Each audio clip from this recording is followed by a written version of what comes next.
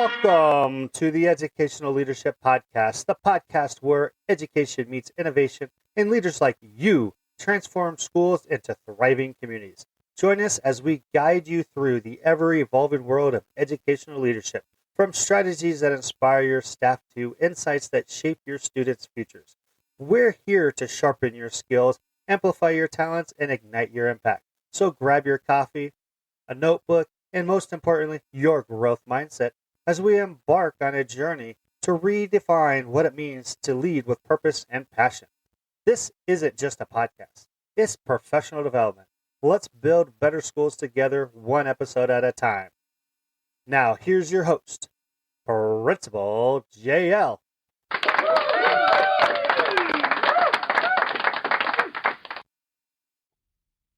Today, I'm very excited to bring in my friend Casey Watts to the show. Casey has spent 20 years in education as a teacher, coach, and district leader, working alongside with talented educators who, despite their dedication, often felt stuck, overwhelmed, or just going through the motions. She realized the problem wasn't effort or expertise, it was clarity. Through her Clarity Cycle framework, Casey is helping school leaders cut through the noise, align their teams, and turn collaboration into real progress. Today, Casey will share her educational leadership journey, insights, and what she's learned about leading with purpose. Now let's get to the conversation with Casey Watts.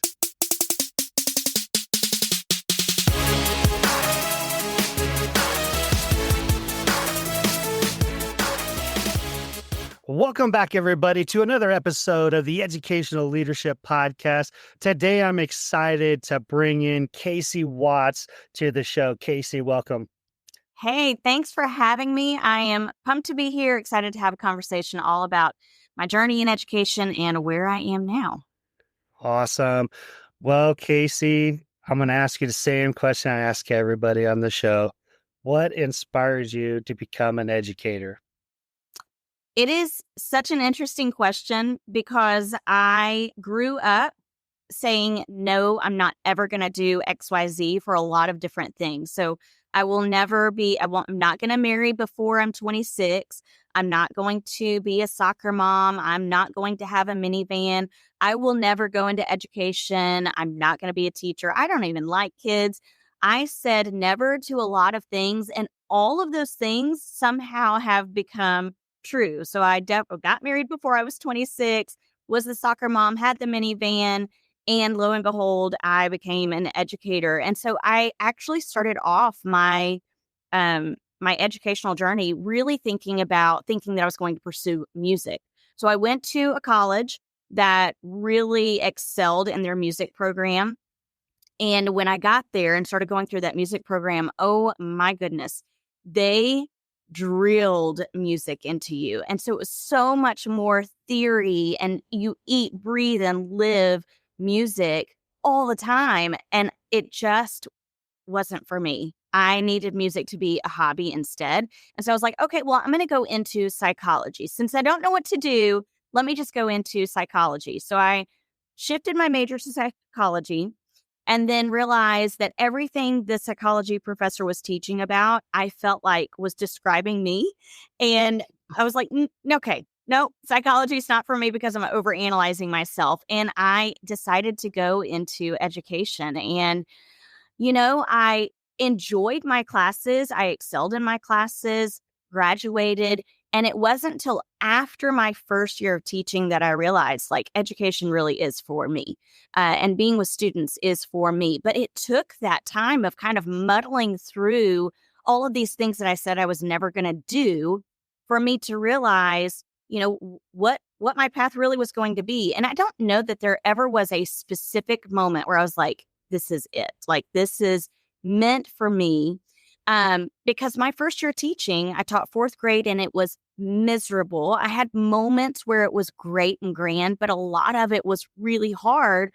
So much so that I decided I'm going to try to find a different profession, and I couldn't find anything. So I ended up moving into a second grade classroom, and it was just that little shift, having 1 year under my belt that I needed in order to be able to thrive in the classroom. And so, when people say, is there a moment? There wasn't a specific moment. It was just all of these small moments that culminated to me realizing this is what I excel at. And this is where my native genius is working with students. And that's all there was to it. From there, I've been in education ever since. And I've been in education for 20 years now. Awesome. Well, you kind of hit on a couple of things there. I know, like a lot of people that I interview on this show, education may not have been the first thing. There's some people, yeah, I mean, yeah, they knew since they were like fourth grade, right? But a lot of us are like, I don't want nothing to do with it. I wanted to be a physical therapist. Wanted to go train professional athletes. That was my passion at the time. And then I realized I really like coaching. And then the coaching and teaching kind of all came together. And I kind of realized through a series of events, kind of like you. And I think you also pointed out a couple of things there where that first year of teaching is tough because you're coming out of, college a lot of the times and you don't know what you don't know until you're in the role. And that's a lot of education, no matter where you're at. If it's your first year teaching, your first year in leadership, your first year at the district office, you don't know what you don't know until you have those experiences. And so I'm really glad that you stuck with it and you are now here 20 years later, and Yeah. it's worked out because get through that first year. I say that first year is going to be tough. I had a daughter that just finished her first year of fifth grade and she had her ups and downs. I'm like, get through the first year. The second year will be different.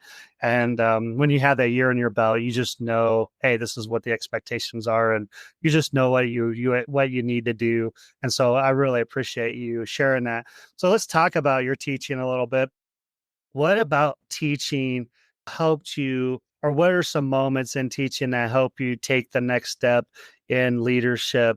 I believe you went from like teaching into coaching and kind of talk about that, piece, the teaching piece, but then how did you transfer into the coaching role? Yeah.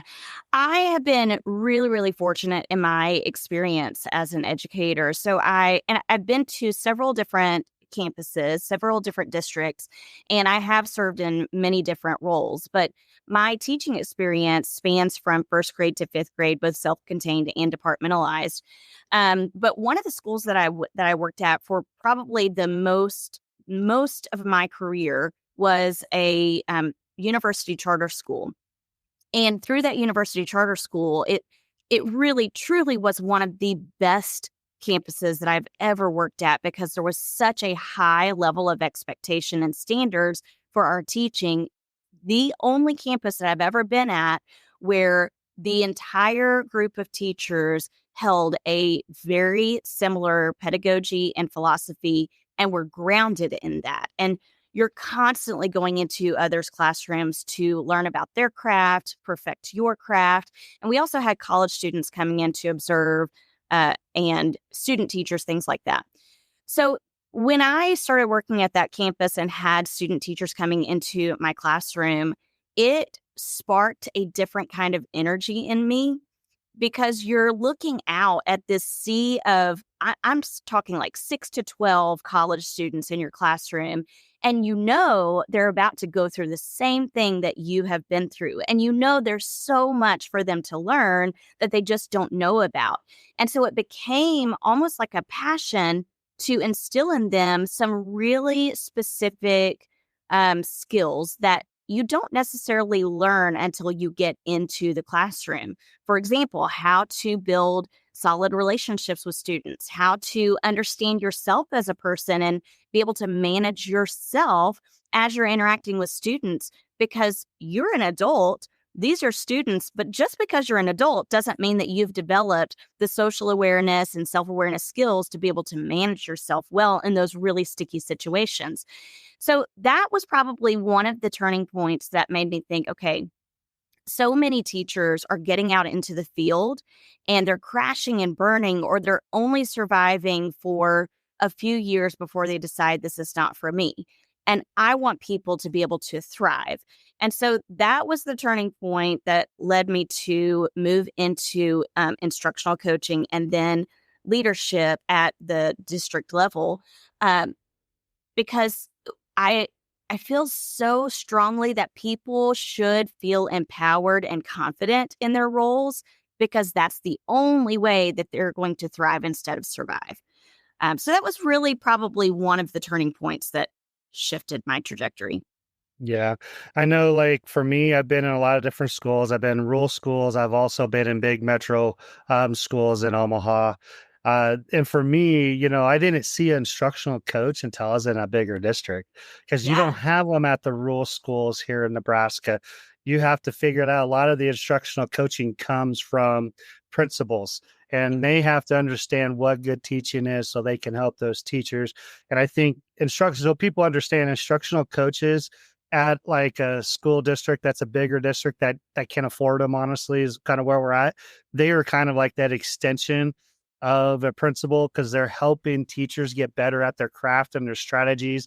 They're not there to like, we're going to play the gotcha game. They're not there to do that. They're there, hey, I'm trying to help you. So when the principal does come in and sees what you're doing, you have strategies, you have things, skills, so you can demonstrate the quality of education that you're giving the kids. And so Yeah. a lot of people think instructional coach, oh my God, they're gonna beat me up. But no, actually I would embrace them if I was a teacher. And I actually did. I embraced my instructional coach at Ralston, Mr. Dan Bosser.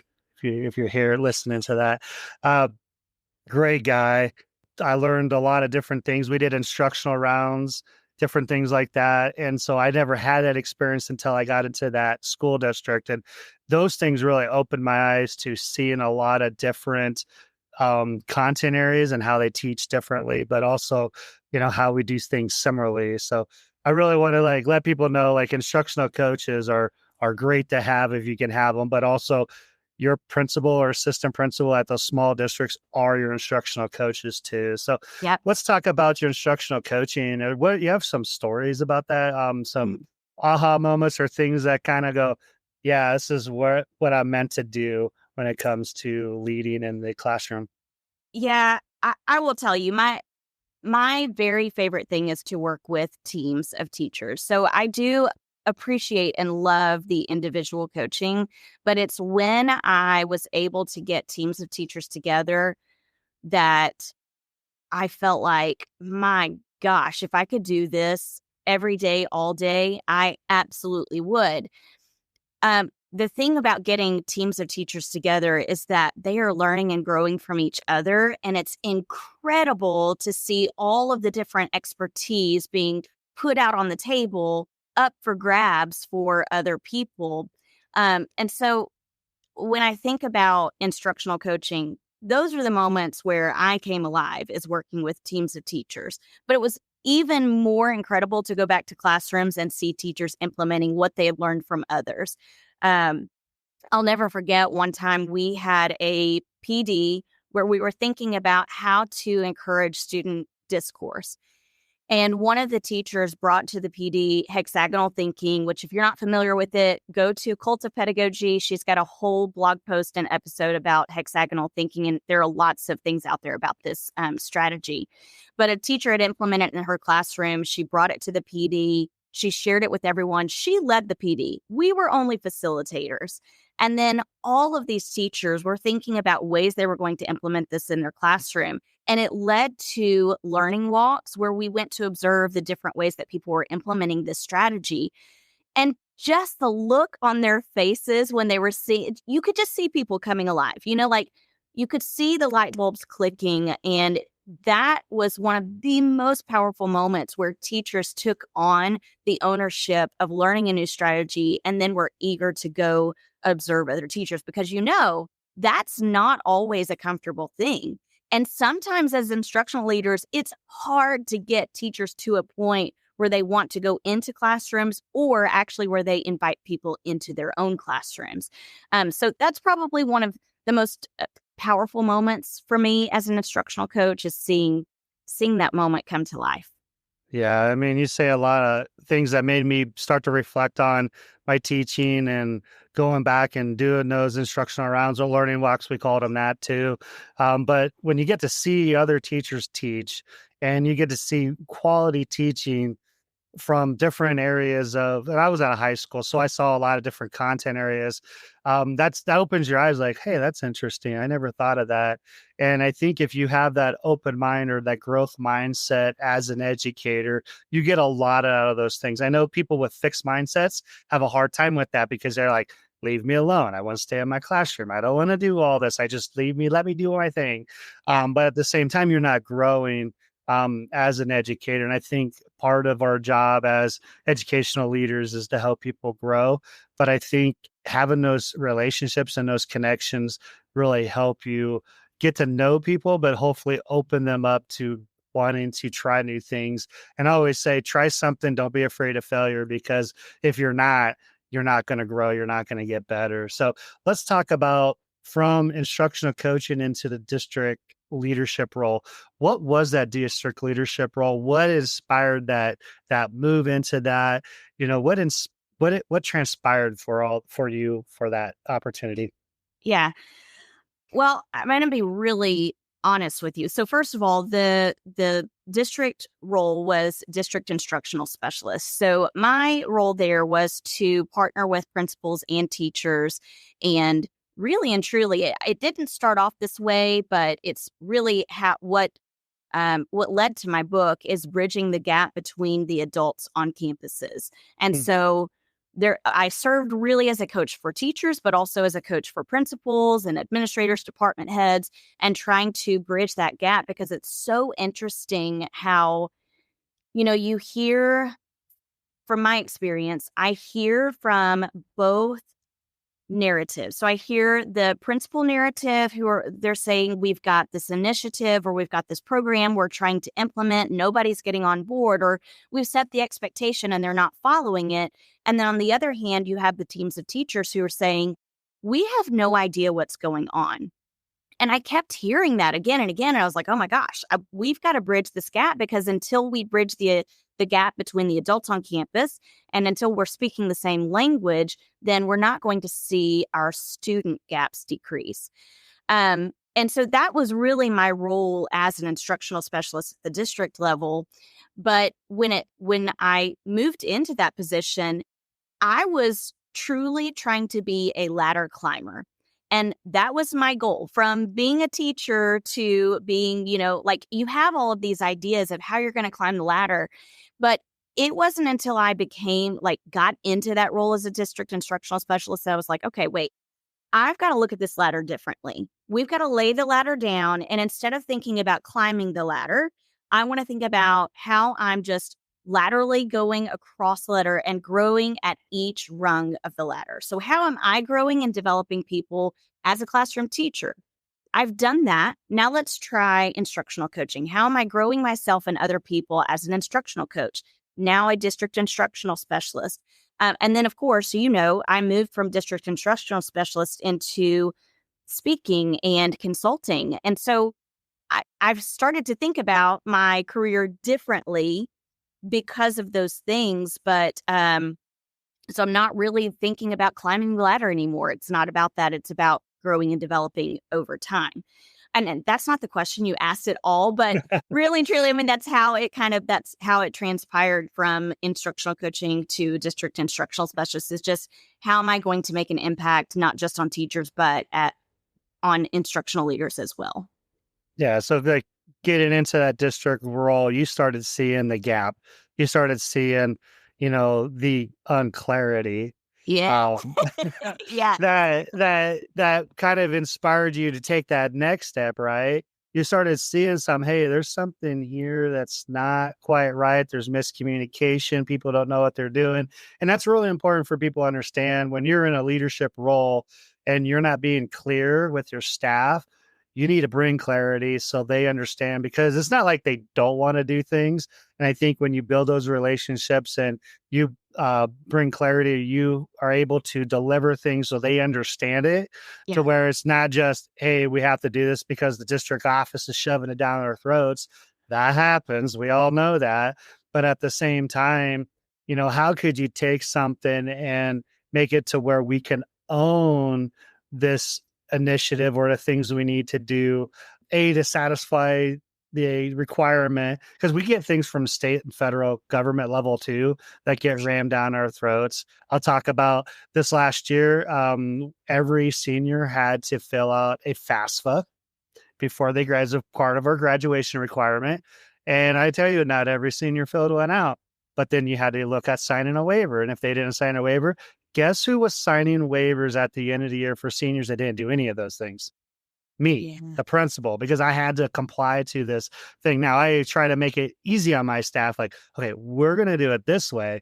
We're not going to worry about if they get it in or not, because I have the ultimate veto power to sign away what I need to sign. So we did. So there's things that you just have to comply to. But I think when you're able to bring something and bring clarity to it and being able to get everybody together on it, even if you disagree with it, at least you're together and moving forward with whatever initiative that is. So let's talk about that a little bit. You started seeing this gap, and so it inspired you to take that next step. But, is this part of where you have the creation of the Clarity Cycle framework? Talk about that a little bit and kind of how that all evolved in that role as a district instructional leader. Yeah. Oh, and I'll also talk a little bit about how I shifted into consulting around the Clarity Cycle framework too. But I started consulting probably 7 years ago, and I really was focused on literacy as a consultant. And even then, I think hindsight, you can see these things that you didn't see originally. But after working in my role as an instructional specialist with the district, I was able to look back on all of these times that I met with teachers to focus on literacy. And I remember, I can recall that now seeing that disconnect between the teachers and the administrators. And so, when that light bulb comes on, it's like you're reflecting on all of the times in the past where these things were probably pretty prevalent. But when I started working as an instructional specialist, and I was noticing these different narratives, the thing that I kept hearing everyone say, myself included, is we've got to get on the same page. But no one was doing anything about it. Like, we're saying, let's get on the same page. We got to be on the same page. But it's really easy to say that. And it's even easy to say, okay, our strategy for getting on the same page is we're going to implement everybody's going to use the same curriculum. Or in order to get on the same page, we're going to make sure that everybody has this much planning, like a 2-hour planning block every month. That's a strategy. But until you bring clarity to that strategy, really nothing changes. It's kind of like, I recall one time a principal wanted her teachers to have more effective PLCs. Well, her strategy for improving PLCs was, we're going to have everybody create an agenda, and they're going to turn that agenda in.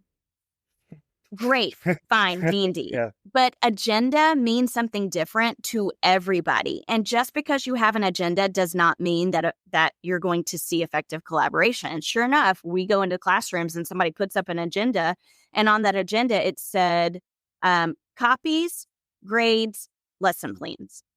That's it. That was what was on the agenda. That's not an effective PLC. And when I started seeing these things again and again, the strategy, but disconnected from actually making progress, I was like, okay, we've got to zoom out to see the big picture. And then we've got to zoom in and script the critical moves to get to that big picture goal. So this is what we're wanting. What does that mean? Like, how can we leverage the strengths that we have, and what are the improvements that need to be made along the way? And I was reading the book Switch by Chip and Dan Heath. It's How to Change Things When Change is Hard.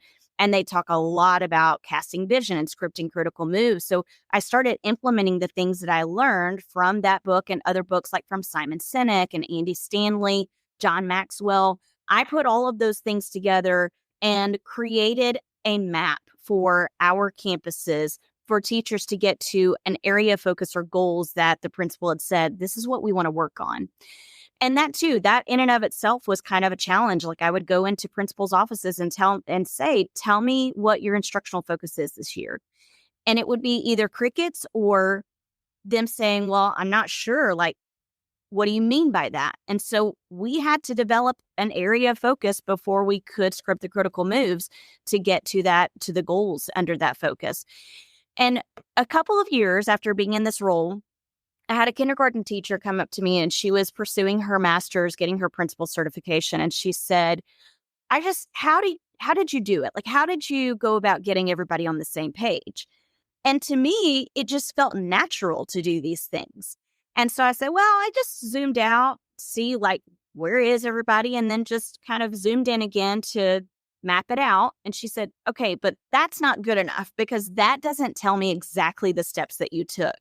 And that's where the Clarity Cycle framework was born. I started thinking about what she was asking for. And I said, okay, let me just take a moment to reflect on how we did get everyone on the same page. And I'm going to map it out. I'm going to create this framework that displays what that actually looks like, how you go from the strategy to the complexity of clarity paired with that strategy. And so there you have it. I started working with those campuses where I was with the Clarity Cycle framework, and it ended up branching out into the consulting that I did with campuses across the nation. And every campus has the same problems.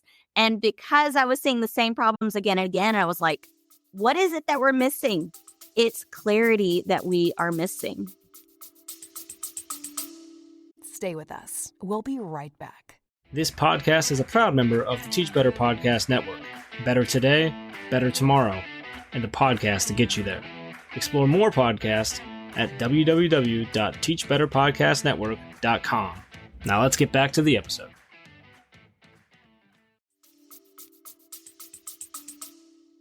Awesome. Yeah. And that's, a lot of, with clarity. I mean, it's really important. I think I've talked about it a few times as we're going through the episode, but understanding you have to have that clarity. So you talk about the Clarity Cycle framework.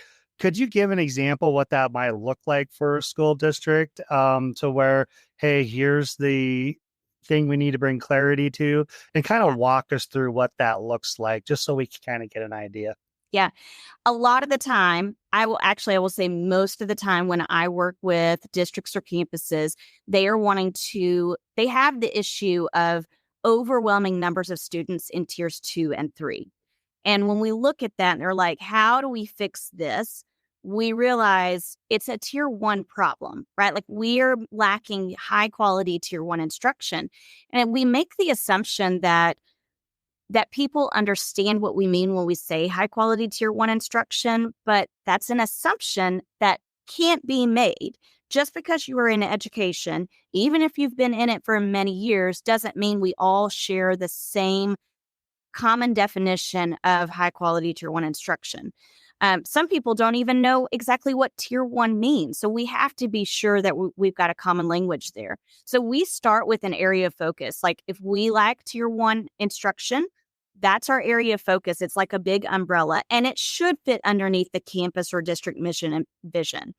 When we have that area of focus, we analyze it at great lengths because, as I mentioned earlier, we can see a problem, but unless we get to the root of the problem, we're just slapping on Band-Aid fixes again and again, like a PLC agenda or another product or program that we hope is going to fix this tier 1 instruction. So we analyze that area of focus, the problem, and when we analyze it, we start to notice these consistencies and patterns. Those consistencies and patterns become our goals. So it's like we're starting with macro, and then we're going to micro. We've got these couple of 1 or 2 goals that we're really going to focus on to improve tier 1 instruction. Then we don't stop there. We're going to go at an even more micro level. And in order to script out the critical moves to reach these goals, I have instructional leaders go on listening tours, and they're gaining insight from stakeholders about this area of focus and these goals that we've set, because we want them to take ownership of these goals. We want to hear from them because we might hear from our stakeholders and realize maybe our goals need to shift a little bit. Maybe what we thought were goals aren't really the goals we need to be working toward. And we also can see what are strengths we can leverage right now. And then after we've gained insight from stakeholders about this area of focus and goals, we then actually start to cast vision, map out the critical moves to get there. And then we start thinking about how we're going to provide feedback regularly and celebrate systematically, solely focused on this area of focus and goals. And then finally, the very last step of the Clarity Cycle framework is to consider how we're going to calibrate and sustain progress so it doesn't fall flat over time and become just that other thing that's on the plate. Yeah. What I love about listening to the Clarity Cycle is it's a systematic approach. It's, hey, this is where we're at. Here's some things we've identified. We're going to take what we identify, and this is how we're going to get there. But we're not just stopping there. We're actually going to have follow-ups. We're going to gain more feedback, more information, more data, and then utilize that to make shifts if we need to, but then celebrating wins and, looking at, hey, what's the progress look like? How are we doing? I think those things are really important because then it shows people, hey, we are making progress towards the goals we have. And I could speak to just this past year, we implemented a new attendance policy. We got everybody, hey, this is what we're doing. This is what we're on board. This is your role. This is our role.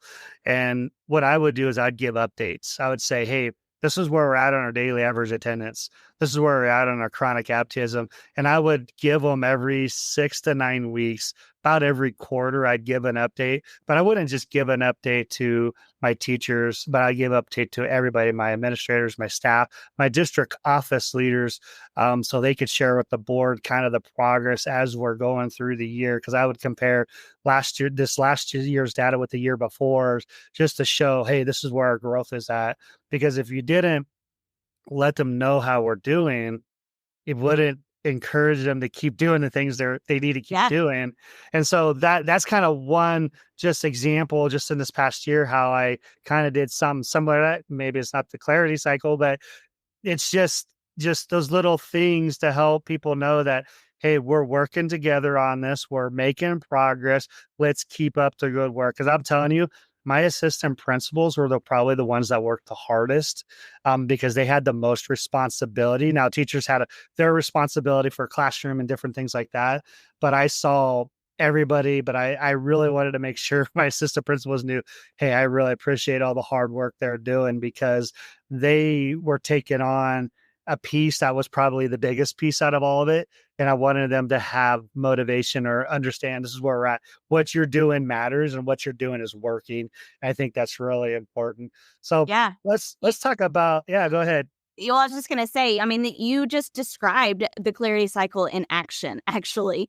And what I love about what you said is how you're actually including an accountability piece because you are communicating with people like outside of the campus, so district level leaders, et cetera.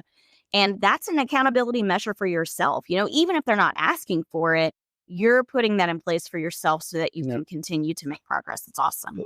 Well, and the reason why I did that with the district level people is because they were a part of this getting implemented. I had to go through a process to get district level approval and school board approval because we have things in place with this accountability piece for our attendance. And it's actually, we basically created a 3-tier MTSS system for attendance. Hey, this is our level 1. This is what it looks like. And this is what our responsibilities are at level 1. Here's our level 2. And then here's our level 3. But they needed to know what was going on and the progress we're making, because if things got to them, at least they could say, hey, they're making progress, because they are a part of the accountability piece when it came to our attendance policy, because they would have, if we have to go to a hearing or, if they didn't like the decision that was made on our building level, they'd have to go to the district level. If they didn't like what they said, then they can go to the school board. So we have this whole systematic approach, but yet I wanted them to know what's going on. And then, of course, they reported to the school board just to say, like, hey, thank you guys for supporting us on this. And this is the progress we're making. And I felt that was just important from a building level principal standpoint to let them know, hey, I didn't want to just share the wins inside our building, but I wanted to share it out with our district leaders, because they were a huge part of allowing us to do what we were doing. And so that was the best part. So that's kind of like the background or why I did that as well. Yeah. But like you said, it was an accountability piece as well. But I just want to make sure everybody was on the same page. Oh boy. So let's talk about, you got into consulting, you're speaking, you have your clarity framework. What got you to step away from that district leadership role to go into that? You probably might have talked a little bit about it, but I really wanted to get the full picture of what led you to make that decision to step into the role you're doing, and then talk about some of the things you're doing right now. Because I see you all over the place, like, hey, I'm going here, speaking here, and doing all these cool things. And I just want you to kind of share what got you into that, and then, what you're up to right now. Yeah, like I told you, I've been consulting for a while, but in the last 5 years, it transitioned from like a literacy focus to instructional leadership and leadership in general. But when I started to notice, like, hey, even down to like, yes, in my conversation. So I love going to conferences and presenting. I love interacting with the audience. You hear all of these stories, and it's like it's on repeat, the same stories again and again, with this disconnect between, administration and teachers, or teachers and parents, or administration and the community. Just all of these different narratives. And when I completed the book and I had the Clarity Cycle framework, it's been implemented in several different campuses across the nation. Two things I realized. Number one, I can't do two jobs at one time anymore. And number two, this is what I'm most passionate about having an impact on, is that bridge between administrators, teachers, or just the different adults on a campus and in an organization. And so clarity preceding capacity became my mantra. Like, I find it so crucial that people understand that clarity precedes capacity in every way, no matter where you go. But we don't always know exactly how to create clarity.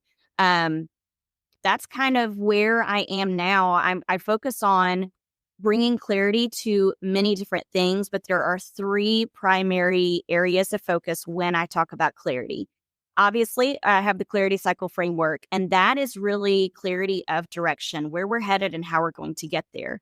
But I also started recognizing that we're lacking clarity in a couple of other areas too. We're lacking clarity on our identity as leaders. So we lack emotional clarity, goal clarity, and social clarity. So I work with leaders for leadership training so that they can become reflective leaders. And then the last thing that I bring clarity to is collaboration. I think most of us probably will only ever experience faux collaboration, which is to say fake collaboration. And I work with campuses to foster effective collaboration so that they can reach that collective efficacy that we're always hearing and talking about, but can't seem to get there. And so I help teams to implement norms, protocols, and models for their meetings and collaborative planning times. They're going to help them to effectively collaborate so everyone feels valued, inspired, and empowered. And that's what I'm talking about when I'm on stages or at workshops or conferences. I'm talking about clarity around those three things every single time. Stay with us. We'll be right back. Hey there, amazing educational leaders. If you're finding value in this podcast, learning new insights, getting inspired, or just nodding along thinking, yep, I needed that, then why keep it to yourself? Share this podcast with a colleague, a fellow school leader, or a teacher that is inspiring into leadership. Send them a link, post about it, or just casually drop, hey, you need this in your life the next time you see them. Let's grow this community of game-changing educators together, because great leadership isn't a solo act, it's a movement. Now, back to the show. Awesome. Hey, do you have a story about, hey, I came in to work with this school. Here's some of the issues they were going. We implemented these things, and this is kind of how it worked. This is like, you have any success stories you can share with the audience about, being in the role you're in? Because I would Yeah. like to hear at least Yeah, one story absolutely. Oh, about it. I wish I could. I have 100 Yeah, of them, but just I pick just one. pick one. Just pick one. I wish I could. I wish I could show you. Like, I'm just going to try to paint a picture, but a school that I started working with in Los Angeles last year, we started working together in August of last year. And the focus was tier one, high quality tier one instruction. But underneath that area of focus, they really wanted the principal who initiated contact with me and we started working together. She really wanted teachers to be able to collectively analyze data. And what was happening is they were individually analyzing data, but all going back to their classrooms and implementing a wide variety of strategies, just kind of throwing spaghetti at the wall to help students make progress. And there was no sharing of the data. It was just, we're going to analyze it individually. I, as a principal, am going to talk to you about your data and hear what your goals are. But, the thing about that is when teachers go to their different classrooms, it's like you said, we have so many people going in, closing their door, and doing what they feel is best for their students and what is comfortable to them.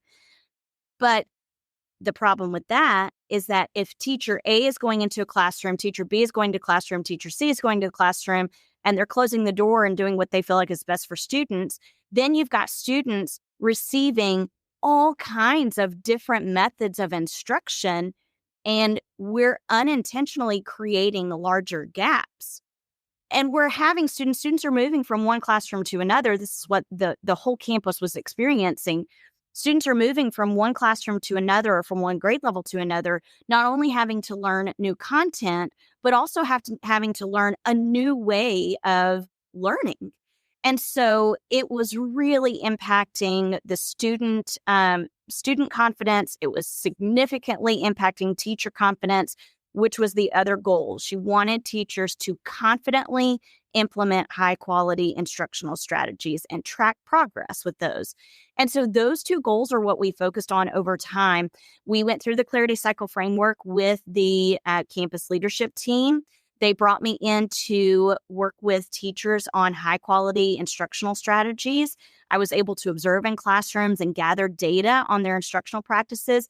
And over time, like we took together with my clients, I usually create a slide deck that they are able to go in and add to over time. And oh my gosh, if you could just see these slides, there's probably 70 plus slides in this slide deck where every time the principal is meeting with teachers to analyze data or to analyze instructional and practices, she's adding to those slides so that not only can she see where they've started and how far they've come, but the teachers can see that as well.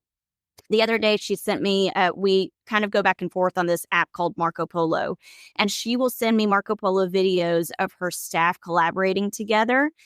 They are noticing significant improvement in teacher confidence, but also in student learning. And it's been extremely powerful. So she's gone through the Clarity Cycle framework. She started to develop these clarity-driven habits of leadership. And next year, we're just going to work through coaching. Like just going to do some leadership coaching with her so that she can maintain that progress with her campus. So that's just one story of several. But it's my favorite. You bet. Yeah, no. And I think your story really shows, kind of like this is where they're at. Here's some issues. You kind of took us through that clarity cycle and framework with that story so we could kind of see it, in real time there, just so we go, okay, I can see how this could work. And the whole goal is we're going to probably have some reflective administrators on listening to the show. And I want them to get that picture, what it may look like and how could that be implemented and utilized for their school to bring clarity and to help them proceed and be productive and collaborate effectively. I think you talked about something. You got to collaborate, but you got to be effective at it. You can't just say, yeah, we're meeting and we're collaborating, but you actually have to bring people to the table bring ideas and then have those real conversations, not just, Yep. fluff, Yep. right? You don't just speak and do engagements and do consulting. You also have a I podcast do. called Catching Up with Casey. And so what inspired the podcast, and what is the purpose? What is the goal of your podcast that you have called Catching Yeah. Up with Casey? It's kind of transitioned over time. I started the podcast, I don't even know how many years ago. And when I first started it, my purpose was to share great instructional practices that I was implementing in my classroom. So that's how long ago it started, is when I was a classroom teacher. And then, you have those big pockets of time where you're not coming back to the podcast. But it's so interesting to see how the podcast has evolved over time with how I've evolved as a leader and practitioner. But now the sole purpose of the show is to help leaders understand how clarity precedes capacity. And because of that, on the show, we bring clarity to all things leadership. So when I visit with people, I have guests on the show, and I love connecting with other people because people have so many great things to share. But we're bringing clarity to what hope looks like on a campus. We're bringing clarity to what our definitions of different common terms are. We're bringing clarity to the habits of leadership. So it is a clarity-driven leadership podcast so that leaders can build cohesive, clarity-driven teams. Awesome. I love how you talk about the clarity piece, right? How can we bring clarity to these different pieces in leadership? And I'd give people, I encourage them to come listen to your podcast. I've listened to it. There's some great content on there, and she has some good reels. And so I would say definitely check out the Catching Up with Casey podcast and make that a part of your educational leadership, as well as this one, right? Routine when it comes to listening to podcasts and getting some more professional development. Now, we talked about a lot of things today. If you could give, leaders advice, or maybe aspiring leaders or people that are currently in the role in leadership, what advice would that be that you've seen that would be really effective or really helpful for them to know and understand? My number one piece of advice that's coming to mind based on what we talked about is to let go of assumptions and lead with clarity. Let go of assumptions, meaning we can't make assumptions about the adults on our campus just because they are adults and just because they are in education. Instead, we want to bring clarity to all things on our campus that deserve clarity, that are going to impact student learning. So just take a step back and look at your campus and think, is there clarity around our systems, our procedures, the logistics behind our organization? And then also step back and think, is there clarity around our philosophy and our pedagogy on this campus? So that's my primary piece of advice to leaders. Awesome. I really appreciate that advice, because I'll tell you, being a building principal, when things aren't clear, it's not like they don't want to do it. It's not like they're not doing it because they don't want to. A lot of it's because they're not understanding. And if you can bring the clarity or the why to what we're doing, I think that's really important. I learned that as a coach. Like, I'm going to let my athletes know this is why we're doing what we're doing. It may suck at times, but we got to do certain things to get to where we want to be. When it came to just being a coach and an athlete, same thing as a principal with teachers. Hey, there's going to be things we don't like to do, but I think they're important because it will bring us to where we want to go. But at the same time, we want to enjoy the process. We want to understand and have clarity with what we're doing so they can get to where they need to go. Because if everybody's getting where they need to go in the process, then we're going to be able to reach the goals as a whole, as that macro goal, right? If we can all do our little micros, and we talk about being 1% better, what can you do to be 1% better every day? one little thing here will build over time to get us to these big picture goals that we have for ourselves. So that's really great advice. I really appreciate you, bringing that out. And that clarity piece is really important, especially if you're a first year or a new leader. That's going to be your biggest thing, is being clear with everything so they understand what the expectations from you to them are, but also it just helps everybody stay on the same page. So Casey, we talked about a lot of things. We're kind of winding down on the show today. I really appreciate you being on. If people want to reach out and connect with you, how could they do that? How could they learn more about Casey and the work she is doing? The best place to go is first and foremost my website, catchingupwithcasey.com. And then you also can find me on most social media platforms. I will say I am most prevalent on LinkedIn. So my social media handle is Catch Up with Casey. So just imagine you're catching up with me over a cup of coffee, and we're going to talk about all things clarity. You bet. And we're going to have those things in the show notes for everybody. Casey, it was great having you on the show. Do you have anything to say before I we don't go? think so. I appreciate you having me on. This has been a great conversation. What a great conversation with Casey Watts. Her insights about bringing clarity as an educational leader is impactful. Her passion for helping leaders move from stuck to productive leadership is contagious. If you took something away from this episode, I would love for you to share it with someone you know that needs to hear it. If you're wanting to know how to bring clarity into your leadership, I would love for you to connect with Casey.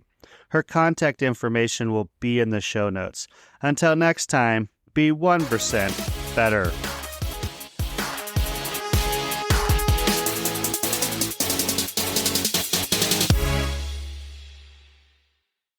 Thank you for sticking around to the very end of this episode. I hope this podcast brings value to you as an educational leader. I would invite you to share this podcast with other educational leaders, or maybe that inspiring teacher who would like to be an educational leader someday. I would also invite you to subscribe and to follow this podcast so you can get the most recent updated episodes when they drop. I would also love it if you leave a review and rate this podcast 5 stars, because that would make this podcast more discoverable to other educators like yourself. You can also follow me on TikTok, YouTube, Instagram, Facebook, X, Threads, and Substack. All you need to do is look for Principal J.O., and boom, there I am. This is where we can continue the conversations from the episodes that you have enjoyed. I am so thankful for you guys for listening. Until next time, always be 1% better.